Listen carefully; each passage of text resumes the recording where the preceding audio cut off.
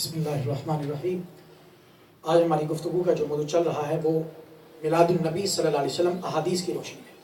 گزشتہ جمعۃ المبارک کے خطبہ میں ہم نے بات کی تھی میلاد النبی صلی اللہ علیہ وسلم قرآن کی روشنی میں، اور آج ہم بات کر رہے ہیں احادیث کی روشنی میں، جس میں اس تصور کو واضح کیا جا رہا ہے کہ اسلام میں یاد منانے کی ایک اہمیت ہے۔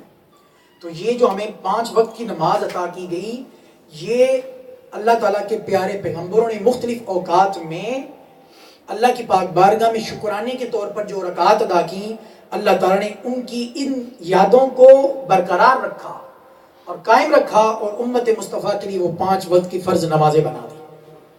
تو اس میں یاد، اب اندازہ کریں کہ وہ لمحات جن میں انہوں نے اللہ کو یاد کیا عجز و انکساری کے ساتھ اور شکر کے ساتھ، تواضع کے ساتھ، رب نے ان لمحات کی یاد کو برقرار رکھا۔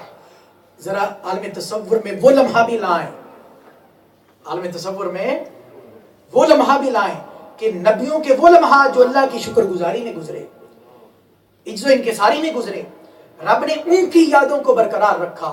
اور وہ لمحہ کہ جس لمحے میں امام الانبیاء، سرور کائنات، مفخر موجودات، احمد مجتبیٰ جناب حضرت محمد مصطفیٰ صلی اللہ علیہ وسلم جلوہ گر ہوئے، کہ جس لمحے آقا علیہ السلام جلوہ گر ہوئے، یہ دنیا گمراہی کے گٹا ٹوپ اندھیروں میں گمی ہوئی تھی، نہ اخلاقیات کا پتہ تھا، اور لوگ ایک دوسرے کے خون کے پیاسے تھے۔ قرآن نے کہا وَاذْكُرُوا نعمت اللہ، دیکھیں یہاں بھی قرآن یاد کی بات کر رہا ہے۔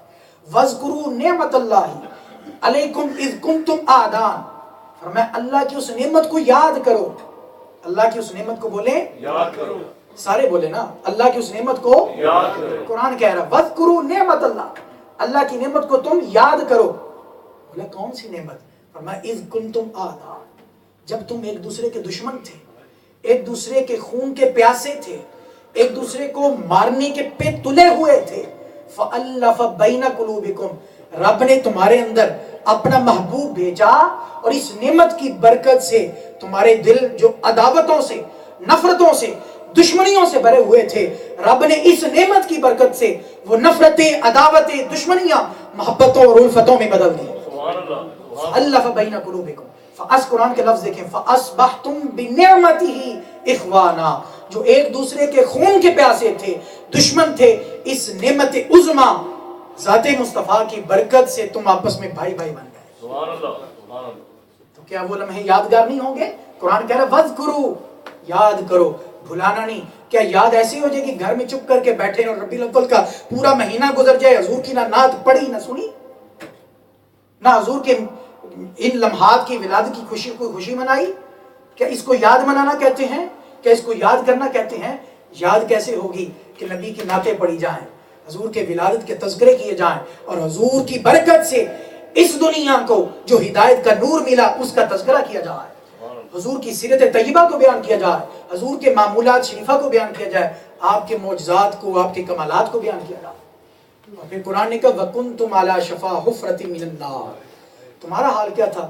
تم تو رب کی نافرمانیاں کر کے، شرک کر کے، ہر گھر میں جتنے لوگ تھے اتنے انہوں نے خدا بنا رکھے تھے، اتنے ہی انہوں نے، کسی نے چاند کو خدا بنا لیا، کسی نے سورج کو، کسی نے ستاروں کو، کسی نے کس چیز کو خدا بنا لیا، ہر ایک نے اپنے اپنے خدا بنا رکھے تھے، اور شرک اور کفر ہر طرف پھیل چکا تھا۔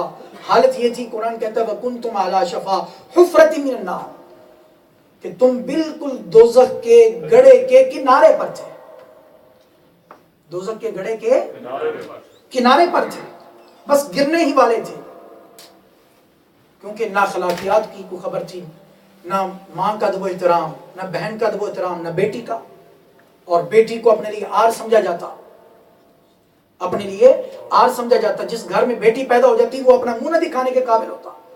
بیٹی کو عزت کس نے دی؟ ایسے ماحول میں کہ جب بیٹیوں کو زندہ درگور کر دیا جاتا تھا تو آقا علیہ السلام نے آ کے یہ نعرہ لگایا وَإِذَا الْمَوْءُودَةُ سُئِلَتْ بِأَيِّ ذَنبٍ قُتِلَتْ، ہمیں جو بچیوں کو زندہ درگور کر دیے جاتے ہیں، ان بچیوں سے قیامت کے دن رب تعالیٰ پوچھے گا، سوال کرے گا۔ یہاں میں ذہن میں سوال آتا ہے، سوال تو قاتل سے کیا جانا چاہیے، سوال تو قاتل سے کیا جانا چاہیے تھا، لیکن رب نے قاتل کا ذکر نہیں کیا، فرمایا وَإِذَا الْمَوْءُودَةُ سُئِلَتْ، ان بچیوں سے جنہیں زندہ درگور، زندہ قبروں میں دفن کر دیا جاتا تھا، ان سے سوال کیا جائے گا کہ بِأَيِّ ذَنبٍ قُتِلَتْ، کہ تمہیں کس گناہ میں قتل کیا گیا۔ گویا وہ جو اپنی بچیوں کو زندہ دفن کر دیا کرتے تھے، اللہ کے ہاں وہ اتنے برے ہیں کہ رب نے ان سے کلام کرنا بھی گوارا نہ کیا، رب نے ان سے کلام کرنا بھی۔ تو یہ نعرہ کس نے لگایا؟ یہ آقا علیہ الصلوۃ والسلام نے۔ ایسے ماحول میں کسی کی جرأت اور ہمت نہ تھی کہ پورا معاشرہ بدل چکا تھا، پورا معاشرہ اس گمراہی میں ڈوبا ہوا تھا، تو آقا علیہ الصلوۃ والسلام نے فرمایا فَأَنْقَذَكُم مِّنْهَا، تم دوزخ کے گڑھے کے کنارے پر تھے، گرنے والے تھے، میرے اور آپ کے پیارے آقا و مولا کا میلاد ہوا، اللہ تعالیٰ نے آپ کی برکت سے سب کو دوزخ میں گرنے سے بچا لیا۔ فَأَنْقَذَكُم مِّنْهَا، تو یہ دیکھیں، تو یہ کوئی عام بات تو نہیں، یہ ہمارے لیے کتنی بڑی اہمیت کی بات ہے۔ تو اس لیے قرآن کہتے ہیں اس کو یاد رکھو۔ اور پھر یوم عاشورہ کو لیں۔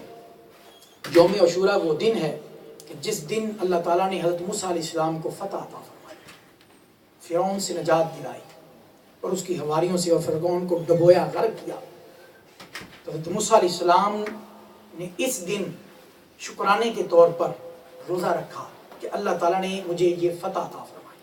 جب آقا علیہ الصلوۃ والسلام ہجرت کر کے مدینہ منورہ میں تشریف لائے، مدینہ منورہ میں، تو دیکھا کہ یہود جو ہیں وہ یوم عاشورہ کا روزہ رکھتے ہیں۔ سبب پوچھا ما ھذا، یہ کیا ہے؟ تو انہوں نے کہا ھذا یوم صالح، یہ ہمارے لیے بڑا برکتوں والا دن ہے، مبارک دن ہے۔ ھذا یوم نجی اللہ بنی اسرائیل من عدوہم فصامہ موسیٰ، فرمایا کہ اس دن اللہ تعالیٰ نے بنی اسرائیل کو فرعون سے اور دشمنوں سے نجات دی تھی۔ تو حضرت موسیٰ علیہ السلام نے روزہ رکھا، اس دن حضرت موسیٰ علیہ السلام نے روزہ رکھا، تو ہم بھی آپ کی اتباع میں اس دن کو روزہ رکھتے ہیں۔ تو آقا علیہ السلام نے فرمایا فَأَنَا أَحَقُّ بِمُوسَىٰ مِنْكُمْ، موسیٰ علیہ السلام کی یہ فتح والا دن جو منانا ہے، اس کے تم سے زیادہ ہم حقدار ہیں کہ ہم بھی اس فتح کو منائیں، ہم بھی اس یاد کو برقرار رکھیں۔ تو جس دن حضرت موسیٰ علیہ السلام کو فتح ملی، رب نے اس یاد کو برقرار رکھا، اور نبی کریم صلی اللہ علیہ وسلم خود فرما رہے فانا احق بموسیٰ منکم، اور پھر آپ نے خود بھی روزہ رکھا اور اپنے غلاموں کو بھی روزہ رکھنے کا حکم دیا کہ تم بھی عاشورہ کا روزہ رکھا تھا۔ کیوں کہ جس دن حضرت موسیٰ علیہ السلام کو فتح عطا ہوئی تو وہ دن اتنی اہمیت والا اور یادگار بنایا گیا، اور جس دن آقا علیہ السلام تشریف لائے کہ جنہوں نے آ کر وَيَدَعُ عَنْهُمْ إِسْرَهُمْ وَالْأَغْلَالَ الَّتِي كَانَتْ عَلَيْهِمْ، کہ جنہوں نے غلامی کے طوق اتار دیے، ہر طرح کے بوجھ اتار دیے، اور جن کے آنے سے رحمت ہی رحمت ہو گئی، ہر طرف کرم ہی کرم ہو گیا، مہربانی ہی مہربانی ہو گئی، تو کیا وہ دن یادگار دن نہیں ہوگا؟ کیا وہ دن شکرانے کا دن نہیں ہوگا؟ تو اس دن کو بھی منانے کی اہمیت۔ اور پھر حضرت عمر بن خطاب رضی اللہ تعالیٰ، آپ کا ایک یہودی کے ساتھ مکالمہ ہوا، گفتگو ہوئی۔ اس یہودی نے کہا ان رجلا من اليهود قال له یا امیر المؤمنین آیت فی کتابکم تقرؤونها لو علینا معاشر اليهود نزلت لاتخذنا ذلك اليوم عید۔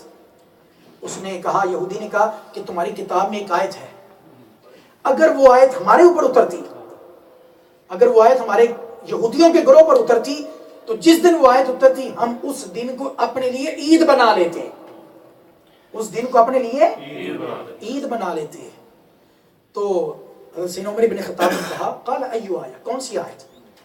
کہنے لگے الیوم اکملت لکم دینکم واتممت علیکم نعمتی وردیت لکم الاسلام دینا۔ یہ آخری ہے، فرمایا کہ آج میں نے تمہارے لیے تمہارے دین کو مکمل کر دیا، تم پر اپنی نعمت کو تمام کر دیا، اور تمہارے لیے دین کو بطور اسلام پسند کر لیا۔ میں یہ اتنی بڑی آیت ہے، اس میں اتنی بڑی خوشخبری، جس میں دین کی کامل ہونے کو بیان کیا گیا، نعمت کے پورے ہونے کو بیان کیا گیا، اور دین اسلام کے پسندیدہ دین ہونے کا ذکر کیا گیا۔ میں یہ اگر ہم پر اترتی تو ہم اس کو عید بنا لیتے۔ حضرت سیدنا عمر بن خطاب نے کیا خوبصورت جواب دیا، فرمایا قد عرفنا ذلک اليوم، تم کیا سمجھتے ہو یہ ہمارے لیے کوئی معمولی سا دن ہے؟ ہم نے اس کو کوئی اہمیت نہیں دی، ہم اس دن کو پہلے سے ہی جانتے ہیں، پہچانتے ہیں، ہمارے ہاں بھی اس دن کی بڑی اہمیت ہے۔ اور آپ نے فرمایا جس دن، مجھے آج بھی یاد ہے جس دن یہ آیت نازل ہوئی، وہ دن بھی یاد ہے، وہ جگہ بھی یاد ہے جہاں یہ آیت نازل ہوئی۔ فرمایا وہ دن کون سا دن تھا؟ فرمایا وَهُوَ قَائِمٌ بِعَرَفَةِ يَوْمَ الْجُمْعَةِ، دن جمعے کا تھا اور عرفات کا موقع تھا۔ آقا علیہ السلام میدان عرفات میں جلوہ گر تھے، اور تم بات کرتے ہو عید کی۔ یوم جمعہ و یوم عرفہ وہما لنا عیدان، اللہم لنا عیدان، تم ایک عید کی بات کرتے ہو ہمارے لیے، تو رب تعالیٰ نے اس آیت کے نزول کے دن دو دو عیدیں جمع کر دی تھی کہ عرفہ کا دن بھی تھا اور جمعے کا دن بھی تھا، جمعہ بھی ہمارے لیے عید اور عرفہ کا دن بھی ہمارے لیے، تم ایک عید کی بات کرتے ہو۔ تو اندازہ کریں جس دن قرآن کی ایک آیت نازل ہوئی، وہ دن جس کو الیوم اکملت لکم دینکم واتممت علیکم نعمتی، اس کو عید کے طور پر منایا جائے، اس کو عید کے طور پر سمجھا جائے، ٹھیک ہے، اور اسے خوشی کے طور پر اس کی یاد کو برقرار رکھا جائے، اور جس دن پورا قرآن سیرتن آقا علیہ السلام، حضرت عائشہ سے پوچھا نا کان نبی کریم صلی اللہ علیہ وسلم کے اخلاق کیا ہیں، نبی کریم صلی اللہ علیہ وسلم کے اخلاق کیا ہیں، تو اماں جی نے فرمایا کیا تم قرآن نہیں پڑھتے؟ کان خلقہ القرآن، سارا قرآن حضور کا اخلاق ہی تو ہے، سارا قرآن حضور کا اخلاق ہی تو ہے۔ جب قرآن کی ایک آیت جس دن نازل ہو، ایک اہم آیت، تو وہ عید کا دن ہے جس دن خود صاحب قرآن تشریف لائے، جس دن خود صاحب قرآن جلوہ گر ہوئے، تو ہمارے لیے دین کیوں کر اہمیت والا نہیں ہوتا؟